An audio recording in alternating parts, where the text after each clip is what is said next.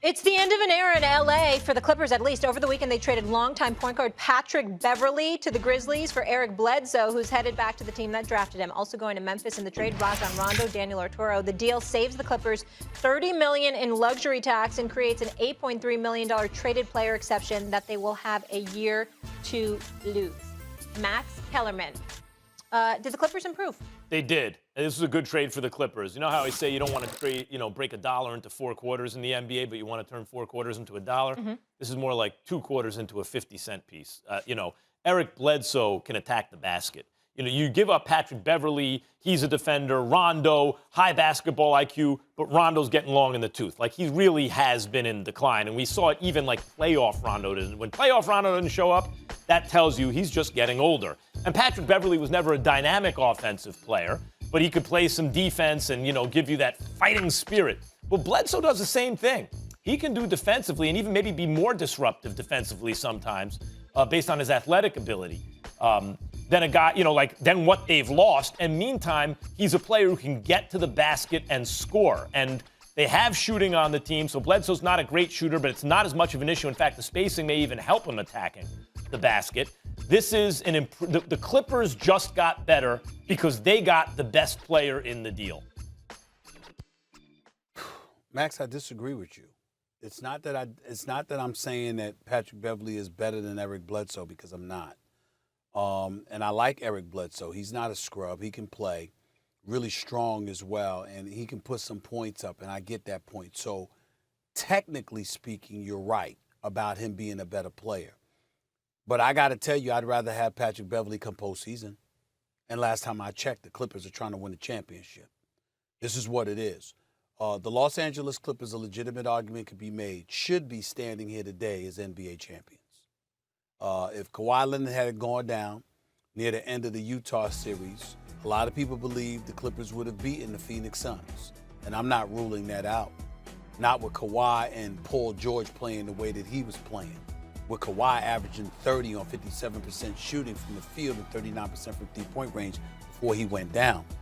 But then when you take into account, the Energizer Bunny that Patrick Beverley was, his ability to defend, and he actually was hitting some key, not in abundance, but he was hitting some key pivotal shots. End of the Utah series, obviously a couple of games against Phoenix. I just look at it from the standpoint that being the professional Hall of Fame pest that he is, somebody that doesn't just goes out there and plays, but really, really tries to get into your head. I don't see that in Eric Bledsoe. I see a guy that just goes out there and plays hard. He doesn't cheat you. He's got game. He can play. But he's not somebody that's an Energizer Bunny that provides that kind of spark. And I think that come postseason time, particularly when you look at the Western Conference, I think those kind of intangibles are things that you need to get you over the hump. And I don't see that being Eric Bledsoe, which is why he was gone from Milwaukee and why they had no problems trading him for Drew Holiday. And ultimately, he was saddled in New Orleans before, and ultimately Memphis before he ended up being back in Los Angeles with the Clippers. I think that Beverley is going to be a loss. Not just somebody who's stout on the defensive end of the floor or who's supposed to be stout on the offensive end of the floor. You have a cerebral guy at the point guard spot to run your offense, freeing up the Paul Georges and Kawhi Leonards of those responsibilities, putting them in a position where they get to just do their thing as opposed to having to facilitate opportunities for themselves. And that's a big, big deal. Then you take into account it's playoff Rondo that we're talking about here, because that's what you got him for. We know what he can do. He's a reigning, defending NBA champion. He was on that Lakers squad last year. He knows how to run a team. He's a 2-time champion. Experience and all of that stuff that comes with it, he's got that. Then you have to take into consideration the fact that because he's with the Clippers, how much did that potentially do to the Lakers, which is something we'll get into a little bit later, because you're talking about a guy that's incredibly familiar with the things that the Lakers like to do in order to be successful. So he's able to bring his already supreme intellect to the equation. But then when you combine that with his knowledge of what they want to do and how they want to do it, because he's been their teammates, you never know what kind of profound impact that could have. But ultimately, it all equals to this. There is no excuses, and it puts Kawhi Leonard in the line of fire. The pressure has mounted significantly. He wanted a point guard desperately. He's got a point guard. The Clippers have given him everything that he needs. It's on him. He wasn't the man in San Antonio, okay?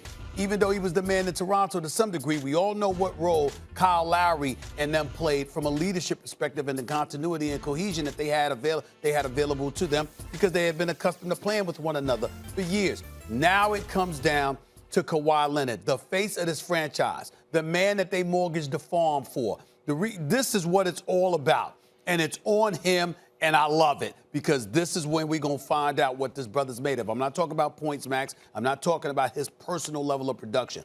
I'm talking about his ability as a leader to galvanize the pieces around him to make sure you get max potential or max production out of the parts that surround you. That's what leaders do. We're going to see whether or not Kawhi Leonard has that in him. Well, we never claimed Kawhi Leonard was a leader, just playing basketball at his position. There are very few who've ever done it better than him. Two-way player. So the issue has not been Kawhi. The issue's been Paul George, who doesn't show up in the playoffs, period. Paul George goes from all-star plus regular season to starter plus in the playoffs. He goes down like a full notch. Kawhi doesn't. Kawhi's a two-time finals MVP. Kawhi was great last playoffs until Game 7. I agree with that. That was a choke job. But Paul George is the guy hitting the side of the backboard. Now, you pointed that out. Now, Rondo makes them better. I wouldn't say no excuses better. I would say better because they had to give up Lou Williams to get him. And it's too bad for the Clippers because the Clippers wanted to add Rondo in the offseason, but they couldn't make it work because Rondo wanted to go get paid. Of course, you want to go get your money. He got it. But now, in order to bring him in, they had to exchange a piece. In the regular season, Lou Williams better than Rondo. And it's not like Lou Williams can't play under pressure. It's just that what this team needed, they're playing Kawhi sort of as a point forward. That's not really him. He's gotten much better at it, even this year than last year than the year before. He's gotten much better at it. But that's not him naturally. They needed a floor general who can organize their offense and a guy who can help Paul George when it matters most in the playoffs. They got that in Rondo, but they gave up one of the best sixth men ever. I mean, who perennially is in running for sixth man of the year in the history of the game as much as Lou Williams? They had to give that up. Mm-hmm. They got marginally better. Mm-hmm. Now, marginally better might be enough because they were knocking at the door as is. Mm-hmm. But let's not make it like, oh, now they got Rondo. They didn't have to give anything up. No excuses. Kawhi, he ain't there because Kawhi needs an excuse. He's there to help out the offense, and if anyone needs help on that team under pressure, it ain't Kawhi, it's Paul George. The bump right there, that's very, very good on his part. Very, very good with the marketing stuff right there, Adrian Wojnarowski, very good. Also, Malika Andrews, I'm told, will be hosting this week, the rest of this week, the jump, so we wish her nothing but the best. Having said all of that, let me say this. I mean, I got bad news for y'all. You know, Christmas Day, me and the family evidently gonna be in L.A. You know what I mean? Gonna be in L.A. You know what I'm saying? Because it's Brooklyn versus the Lakers. It's Brooklyn versus the Lakers. I guess I'm gonna be at the Staples Center. I mean, I ain't missing that one. I ain't missing that game right there. This is what it's all about right here. Do y'all understand? No snow on Christmas for you, Stephen A. I mean, listen to me and the family, me and the girls, we're going to be right here in L.A. They'll get over it. They'll love it. But here's the deal. Do y'all have any idea how beautiful this season is going to be? I got 6 legitimate contenders in the Western Conference alone, okay? You got both L.A. squads. You got Denver. Okay, you got Utah. I mean, Lord have mercy. I'm just looking at some of the stuff going on in the NBA. This might be the best season. I can't think of a season that I've looked forward to more. Because in the East, you got Milwaukee. Brooklyn's coming. All right. Philly can't be ignored. Atlanta put us on notice. Miami just got Kyle Lowry. Not Mike Lowry from Bad Boys, Will Smith. Not Mike Lowry. Kyle Lowry. They got Kyle Lowry with Jimmy Butler, Bam Adebayo coming back in the crew. Okay, I'm just looking. Boston got a new coach. You still got Tatum and Brown. You retained Smart, who, by the way, I think I know he couldn't get more because his max should have got more. I think he's worth more than the $77 million personally over 4 years. But having said all that, I can honestly tell you, I don't know. And knowing how badly Brooklyn and how badly America wants Brooklyn, LA, how badly Brooklyn probably wants LA, and LA probably wants Brooklyn, I don't know if I've ever looked more forward to an NBA season than the one we are about to embrace. I can't wait. I can't wait. Well, listen, Stephen Naismith, while it is true that you love you some NBA basketball, and this game is taking place Christmas Day, Lakers-Nets in L.A., you also are very, very fond of Aaron Rodgers, that bad man. In fact, you have branded yourself practically, when you think of Aaron Rodgers, I think of you saying that bad man. He is and the Cleveland Browns are playing the Packers also Christmas Day. Maybe you should go to Green Bay. Maybe you should go to Green Bay. You know what? I think it's best that I go to L.A. for the Lakers and Nets. And I'm a Lakers fan after all. And as such a big Rodgers guy, maybe you should go to Green Bay for Green Bay and Cleveland. What do you think? You know, I went to a doctor. I got examined by a doctor earlier, earlier in the week, and they just said that, my body with the cold weather, it's not really. I see. We don't that vibe, West Indian blood.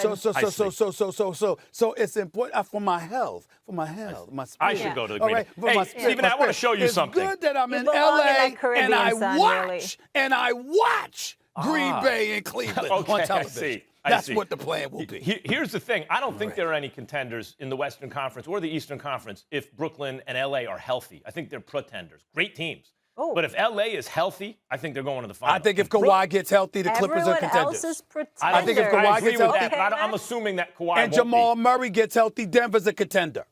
But I don't think they're ultimately, I don't think they're going to beat the Lakers. I agree there are more contenders in the Western Conference. If Brooklyn's healthy, good luck, everybody. Good luck, everybody. But I want to show everyone. Can you see this? This is what SportsCenter put out on Twitter. And you have Brooklyn. You're seeing. You can hold it up. Look at that. Kyrie and KD and James Harden and Blake Griffin and L.A., LeBron James, Carmelo, and Westbrook and AD. And guys, I guess Carmelo is the one farthest from his prime, and you can still see he can play. Blake Griffin seemed to fall off, but then he posterized Giannis, so actually his game is probably as effective as ever. I have a problem with that photo. What's that? I have a problem with that photo. What's that? What the hell is Blake Griffin doing being the most prominent face on that picture? I'm saying I like the composition of the photo. I hear you. If you want to do it relative to their importance, he'd be the smallest. It should have been KD or LeBron or listen, even Russ or Kyrie. What are you, the Grinch Blake who stole Griffin is the sports most prominent Christmas? face? Stop being the Grinch who stole sports Christmas. He is the Grinch. This is a great He knows picture. that. He You're owns it. nitpicking. My point is, like Westbrook, LeBron, AD, Harden, KD, and Kyrie are all more or less as good as they've ever been. Like they're still among the very best players in the game. And Blake and Carmelo are still really good. Like, is that your screensaver? Maybe I should make it. What a game, Christmas Day. What a treat. And then Browns and Packers too. What, like, Christmas can't come soon enough. Like Christmas indeed. I will say this. I do have a complaint. Okay. What? First of all, let's make sure if we're the Brooklyn Nets, let me send a message to Sean Marks and Steve Nash and the crew. Could you make sure you wear your black uniforms? I don't know where the hell y'all got those blue Nets uniforms from. What the hell is that about? Get Sky rid of blue them. and red. You in Brooklyn. You in Brooklyn, okay? It's black or white. Black or white. The white with the black trims or the black with the white trims. That's the outfit. Get rid of them damn blue uniforms. Brooklyn was looking always like you more showing colorful. up to a Carolina game or something. Brooklyn was always more colorful than Uptown. If we're talking about New York style, it was Uptown that kept it monochromatic and dark a lot of times. Brooklyn was always more colorful. Brooklyn's one of the boroughs. It's one of the boroughs, okay? We ain't down with that little sky blue look I'm with with the you, red Stephen letters A. and stuff. Like, you ain't in East Rutherford, New Jersey. You ain't in East Rutherford, New Jersey anymore. You in Brooklyn, all right? Get your colors right. Get your colors right. Get rid of that blue.